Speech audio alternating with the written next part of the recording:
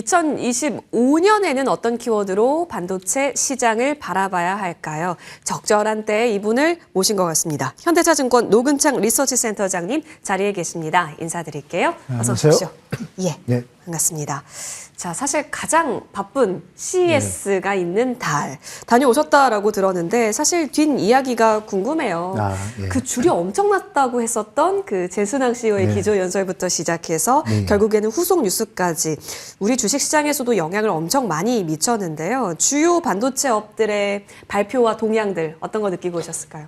제가 반도체 기업들은 대표적으로 이제 엔비디아 발표가 모든 사람의 이제 관심을 가졌고요.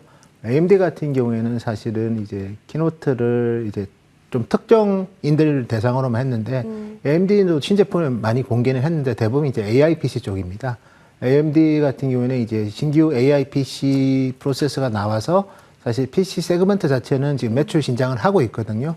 반면에 인텔 같은 경우에는 루나 레이크 같은 신규 AI PC 프로세서가 나왔지만 PC 매출액이 계속 줄고 있어서 양사 간의 또 대조적인 모습도 좀 보이고 있고 엔비디아가 물론 제일 관심이 크지만 블랙엘 제품 4개를 공개를 했습니다. 그래서 기존의 데이터 센터향 블랙엘 제품인 GB NVL72와 함께 게이밍 쪽으로 들어가는 레이트레이싱이 어쨌든 제고된 그 RTX 블랙엘을 공개를 했고요. 5000 시리즈입니다. 이 제품 4개 공개했고 기존 전작보다 성능도 올라갔지만 가격도 좀 매력적이라서 이런 부분도 되게 좀 좋았고요. 여기에 슈퍼컴퓨터 개발자용으로 해서 DGC라는 제품을 공개를 했는데 이 제품은 3,000불짜리입니다. 그래서 올해 5월부터 판매가 될 건데 얼마만큼 또 시장에서 좋은 반응을 일으킬지도 지켜볼 필요가 있고 마지막으로 이제 자동차랑 로보틱스에 접목되는 토르라는 블랙엘 제품을 공개를 했거든요. 이 제품은 전작인 드라이브 올인보다 이제 암피어 아키텍처 기반의 드라이브 올인보다 2단계 퀀텀 점프를 했습니다. 그래서 블랙엘 기반이고요. 그래서 레이더, 라이다, 초음파, 그리고 카메라 많은 센서를 지원하는 아주 슈퍼 칩이 자동차 쪽에서 나왔기 때문에 자동차하고 로보틱스를 중심으로 탑재가 될 겁니다. 그리고 마지막으로 엔비디아가 이제 로보틱스 관련된 파운데이션 모델을 공개를 했거든요. 코스모스라고. 그래서 이걸 통하면 누구나 쉽게 로봇을 개발할 수 있게 될 것 같아요. 그래서 로봇 시장의 개화를 이번 젠슨항 CEO를 통해서도 저희가 느꼈고, 그리고 로봇 산업이 그냥 단순하게 배달 로봇 말고요. 이쪽에 휴머노이드 로봇이 가정에 들어오고, 그 다음에 공장에 들어가면 이 대수가 상당히 많거든요. 그쵸. 거기에는 아마 스마트폰에 저는 모바일 HBM은 스마트폰에 탑재되는 시기는 시장의 예상보다 좀 늦어질 것 같지만, 로보틱스랑 자율주행 자동차에는 모바일 HBM이 필요할 것 같습니다. 그래서 지금은 데이터 센터 중심으로 HBM 시장이 성장하고 있지만 향후에는 그런 로보틱스 쪽으로도 이 시장이 열릴 수 있기 때문에 지금 당장이야 주로 이제 GDDR 단품을 넣고 있지만 향후에는 이제 대규모 데이터를 빨리 판단하고 처리하고 반응해야 되기 때문에 그런 시점에는 우리 데이터 센터에 들어가는 8단 정도는 아니지만 한 4단 정도는 들어갈 수 있거든요. 그래서 저는 그런 부분들도 우리 젠슨항을 통해서 많은 힌트를 얻었고 이런 부분들을 좀 장기적인 투자 아이디어에 활용하는 것도 여전히 유효하다 이렇게 말씀드리고 싶습니다. 네. Q의 증대는 어찌 보면은 갈 수밖에 없는 앞으로의 방향성인 것 같다라는 생각도 들었어요. 근데 이제 블랙엘 왜 이렇게 노이즈가 늘 생기는 건지, 원래 전교 1등, 세계 1등은 늘 노이즈가 따라다니는 건가요? 일단 블랙엘이 지난 10월에 1년치 물량 완판이라는 소식에 기대감을 좀 모으기는 했지만 발열 문제라든지 여러 가지 노이즈도 있었습니다. 그렇다면 차기작 루빈에 대한 일정에도 영향을 줄 건지 등등 우려도 같이 점검을 해봐야 될 것 같은데요. 이거는 늘 따라다니는 이슈니까라고 생각해도 괜찮을지요? 예, 사실 블랙엘 설계 이슈일 때는 심각했죠. 작년 8월만 해도 저도 이거 큰일 났구나. 외국인들의 매도도 많이 나왔습니다. 맞아요. 그 당시에. 근데 이제 TSMC의 피나는 노력으로 2달 만에 잡았어요. 그러고 나서 이제 레이아웃을 하면서 왜냐면 이게 칩을 만드는 거랑 그 칩이 이제 보드에 탑재돼서 보드를 4개 쌓아야 되거든요. 전원 공급 장치, 그 다음에 PCIe, 그리고 스토리지 막 붙이면서 또 냉각도 해야 되니까 이때 또 업체별로 또 커스터마이제이션 해줘야 되는데 그 부분이 조금 이슈가 있어요. 그래서 근데 이 블랙엘이 안 나와도 지금 TSMC가 서프라이즈가 HPC에서 지난 4분기에 나왔거든요. 매출액이 19% 늘었는데 아마 엔비디아도 소버린 AI 때문에 아주 좋은 실적이 이번 분기에 또 나왔을 것 같아요. 그리고 블랙엘은 뭐 저희가 봤을 때는 이제 조금씩 나가는데 좀 매스 물량이 나가야지 실적에 레벨업이 되는데 한 2분기에 올해 이제 4월에서 6월 사이에는 상당한 물량이 나갈 것 같습니다. 그래서 누빈도 금방 질문 주셨는데 블랙엘 이제 200 시리즈가 지금 공급이 되면 300 시리즈가 또 하반기 공급이거든요. 300 시리즈를 뭐 최소한 1년 팔아야 될 거 아닙니까? 1년 팔면 2026년 최소한 가을 정도 돼야지 이제 그거에 대한 수요도 뭐 충분히 공급이 되기 때문에 네. 누빈이 나온다면 최소한 나와도 내년 말 정도 나와야지 맞고, 그리고 내년 말도 계속해서 지금과 같은 커스터마이제이션을 또 해줘야 되기 때문에 본격적인 누빈의 시작은 저는 2027년이다. 그리고 누빈부터 3나노 칩이고 HBM4가 적용이 되니까 물론 뭐 시장에서는 좀 조기에 시장 형성될까 하는 기대감이 있는데 저는 이제 매스 물량 기준으로는 27년이 더 어울릴 것 같고, 또 그렇게 보는 이유 중에 하나가 누빈이 3나노인데 사실은 이제 TSMC가 3나노 HPC를 아직 못 만들어 봤습니다. 이제 만들 게 구글의 이제 TPU 버전 7을 올해 내에 아마 3나노로 한번 양산 진행을 할 것 같고, 아마존의 트레니엄 3가 이제 3나노입니다. 그래서 일단은 이제 우리 엔비디아보다 물량 적잖아요, 거기는. 그러니까 작은 물량부터 연습해서 러닝 커브를 확보한 이후에 누빈을 양산하는 게 좀 합리적이죠. 그래서 저희는 누빈은 뭐 내년 말 정도부터 이제 시장이 형성되겠지만 본격적인 이제 매스 물량은 2027년으로 보는 게 현재 상황에서는 좀 합리적인데 시장이 좀 너무 많이 앞서가서 저도 조금 동부분은 체크하고 있습니다. 맞아요. 시장이 특히 이쪽으로 굉장히 빨리 흘러가서요. 그러다 보니까 HBM에 있어서도 어쨌든 차차기에는 HBM4가 들어갈 수밖에 없는데, 사실상 지금 주식하시는 분들, 그리고 주식을 하시지 않는 분들이더라도 HBM이 뭔지, 왜 이렇게 많이 난리인지 또 알 거예요. 그러면 앞으로의 반도체 무대는 HBM4가 되지 않을까? 그럼 HBM4에서 정말로 우위를 달릴 수 있는 기업들에서는 확실하게 재편을 해서 투자의 전략을 쌓아야 하지 않을까 싶은 생각도 있는데요. 그러면 SK하이닉스, 삼성전자, 마이크론 다 도전 중일 텐데 여전히 SK하이닉스가 안정감 있을까요? 근데 뉴스 들려오는 거 보면 삼성전자의 서름은 HBM4에서 다 해결해 줄 것 마냥 나오고 있는 것도 사실입니다. 사실 뭐 그거는 이제 삼성이 가야 될 방향인 거고, 이제 그쵸.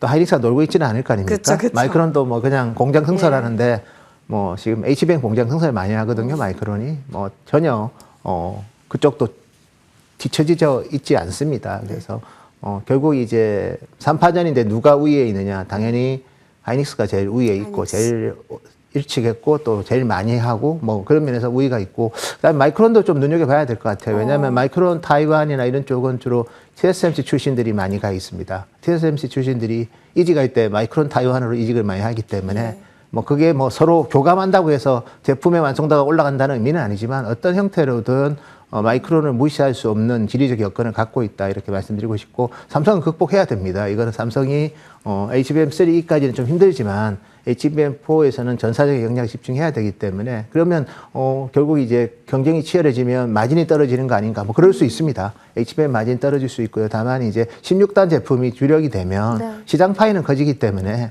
결국 매출액이 커지면서 마진 떨어지는 거는 늘 있었던 일이니까 전체 이익의 규모가 증가할 수 있느냐를 놓고 본다면 저는 어쨌든 그 방향성은 3나노 제품이 주력인 2026년, 27년부터는 다시 또 한 번 더 레벨될 수 있는 룸이 있다, 이렇게 말씀드릴 수 있을 것 같습니다. 네. 일단 좀 잘 주시해서 새 업체를 보긴 해야 될 것 같아요. 최근 들어서 나온 뉴스도 있긴 하지만. 자, 그렇다면 사실 HBM 얘기 말고요.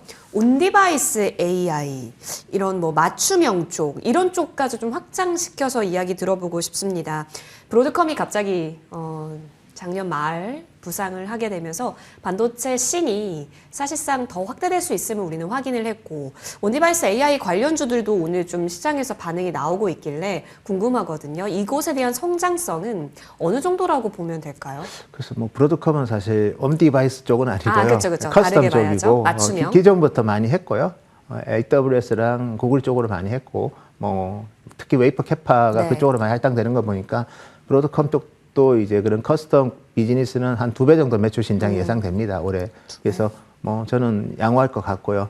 그다음에 온디바이스 AI는 이번에 저희가 퀄컴 IoT 간 그리고 삼성 LG전자 뭐 부스를 보니까 당연히 스마트홈에서 이제 초연결을 많이 강조를 하고 있는데 퀄컴 같은 경우는 되게 재밌었던 게 새로운 칩을 하나 온디바이스 AI용으로 하나 만들더라고요. 퀄컴 어웨어라고 해서 주변 환경이랑 이제 접속을 하기 위한 뭐 그런 칩들은 뭐 단품으로 팔기보다는 OTT 박스에 들어가거나 아니면 생활가전 제품에 탑재가 될 것 같아요. 그래서 그런 시장이 이제 형성되는 거는 뭐 의미가 있는 것 같은데 다만 이제 우리 삼성 스마트폰이랑 뭐 아이폰에 들어가는 온디바이스 로직 프로세서는 그것 때문에 특별히 더 바뀌는 건 없습니다. 네. 소프트웨어 기능이 좀 더 업그레이드 되는 정도지, 뭐, 당연히 프로세서의 성능 올라가지만 그것 때문에 추가적으로 뭐, 온디바이스 전용 메모리 반도체가 탑재되고 그런 건 아니기 때문에 약간은 이제 서비스가 향상되는 거랑 하드웨어의 추가적인 확장이랑은 좀 구분해서 볼 필요는 있지 않을까. 다만 이제 퀄컴 같은 경우에는 추가적인 하드웨어가 들어오기 때문에 네. 이런 부분들은 좀 정말 시장이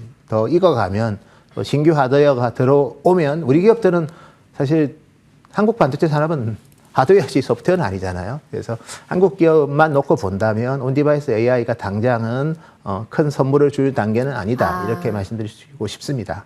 그렇다면 진짜 여전히 하드웨어 단에서 주력을 잘 이어갈 수 있는지 이 부분이 더 중요할 것으로 보여집니다. 자, 이어서 트럼프 취임 얼마 남지 않았죠, 출범이.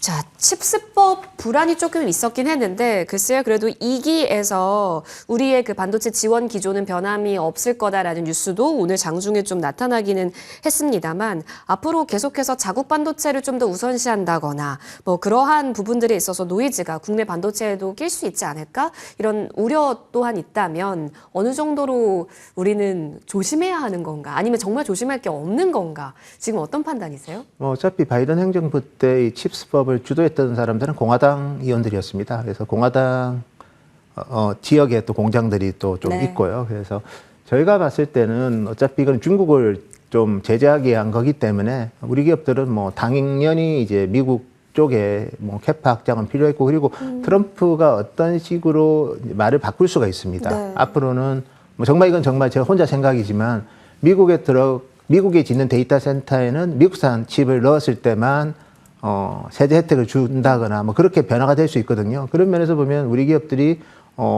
특히 뭐 하이닉스의 인디아나 공장 그리고 삼성의 테일러 공장이 가동 자체는 좀 늦어지고 있지만 만약에 이제 그런 규제가 또 생긴다면 아예 없는 상태가 아니라 미국의 공장이 있는 상태이기 때문에 네. 대응이 가능하다는 거 이런 부분은 좀 저희가 봤을 때는 특별한 리스크는 안 될 것 같고요.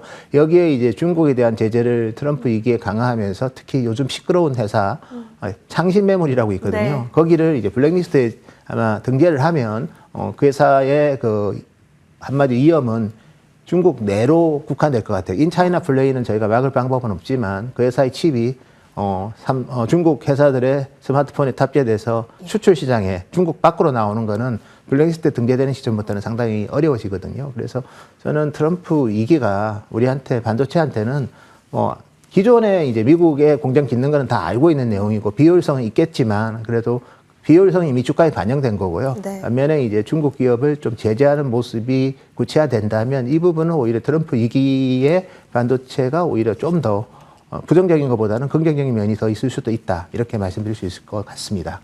마지막 질문 드려봐야 될 것 같아요. 삼성전자 31일 확정 실적 발표 앞두고 있습니다. 현재 구간이 박스권 하단부까지 내려왔고요. 주가적인 메리트만 보고 접근도 가능한 건지 싶긴 한데 어떤 포커스 두고 삼성전자에 대한 뷰는 정리하고 계신지 너무 궁금합니다. 예, 애가 뭐 좀 안타깝네요. 네. 실적도 2분기 연속 시장 예상 하에서 그러네요. 그래서 이번 실적에서는 제일 중요한 거는 일단 삼성의 HBM 비즈니스가 어떻게 되는지, 디램 매출액에서 정말 지난 4분기에는 의미 있게 성장했는지, 물론 이제 엔비디아의 메인 제품을 배제하고 의미 있게 성장하기는 한계는 있겠지만 또 북미의 CSP랑 또 AMD나 뭐 이런 AMD에 공급한다 하도 이제 많은 분들이 얘기를 하니까 AMD의 공급을 당연히 뭐 할 거로서 저희도 추정하고 있지만 이쪽에서 어느 정도 성과가 나오고 그리고 향후에 엔비디아 관련해서 좀 답답하긴 하지만 어느 시점에 이제 최종적으로 이제 좀 공급이 가능하는지 그 시기 여전히 많이 궁금해할 것 같고요. 그 이상으로 궁금한 게 그러면 실적은 뭐로 결정하느냐? HBM이 크게 기여를 못한다면 결국은 이제 범용 디램인데 범용 디램은 삼성한테 저희가 제일 궁금한 거는 인하우스 칩 재고가 얼마나 재고가 많느냐가 중요할 것 같아요. 재고가 많으면 사실은 좀 전체적으로는 네. 좀 전체적인 실적은 경쟁사보다는 좀 지연될 가능성이 있습니다. 그래서 저희는 삼성전자 실적은 1분기는 뭐 걱정은 크게 안 해요. 4분기가 워낙 안 좋아서 1분기는 이제 S25 효과 때문에 비슷한 실적이 나올 것 같고요.